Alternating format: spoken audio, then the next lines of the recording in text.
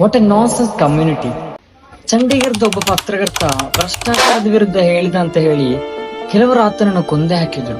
ಸತ್ಯ ಹೇಳಿದ್ರಿಂದ ಆತನ ಜೀವವನ್ನೇ ಬಲಿ ಕೊಡಬೇಕಾಗಿ ಬರುವಂತಹ ಒಂದು ದುರವಸ್ಥೆ ಈಗಲೂ ಕೂಡ ಭಾರತದಲ್ಲಿ ಇದೆ ಅಂತಾದ್ರೆ ಗಾಂಧೀಜಿ ಕನಸು ಕಂಡ ಆ ಪೂರ್ಣ ಸ್ವಾತಂತ್ರ್ಯ ಭಾರತ ಯಾವಾಗ ನಡೆಸಬಹುದು? 1947ರಲ್ಲಿ ಸ್ವಾತಂತ್ರ್ಯ ಸಿಕ್ಕಿದೆ. ಇದೀಗ 2025 77 ವರ್ಷಗಳು ದಾಟಿದಾಗಲೂ ಸಂವಿಧಾನದಲ್ಲಿ ಎತ್ತಿ ಹೇಳುವ ಫ್ರೀಡಮ್ ಟು ಎಕ್ಸ್ಪ್ರೆಷನ್ ಎನ್ನುವಂಥದ್ದು ಮಾಯವಾಗ್ತಾನೆ ಇದೆ.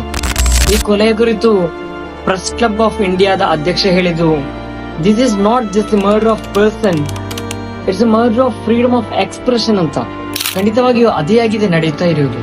ಬಹಳ ದುಃಖದೊಂದಿಗೆ ನಿಮ್ಮೊಂದಿಗೆ ಹೇಳ್ತಾ ಇದ್ದೀನಿ, ಮತ್ತೊಬ್ಬರ ಕುಟುಂಬದ ಇಬ್ಬನಿಗೆ ನಿಮ್ಮ ಮಾತು ಪ್ರವೃತ್ತಿಯೋ ಕಾರಣವಾಗದಿರಲಿ. ಆದ್ರೂ ಇಂತಹ ಅನಾಹುತ ನಡೆಯುತ್ತಿದ್ದರೂ ಸತ್ಯವನ್ನು ಬಿಡಬೇಡಿ, ಸತ್ಯದ ಜೊತೆಗೇನೆ ನಿಲ್ಲಿರಿ, ಸುಳ್ಳನ್ನು ಸ್ನೇಹಿತನನ್ನಾಗಿಸಬೇಡಿ. Be you and be with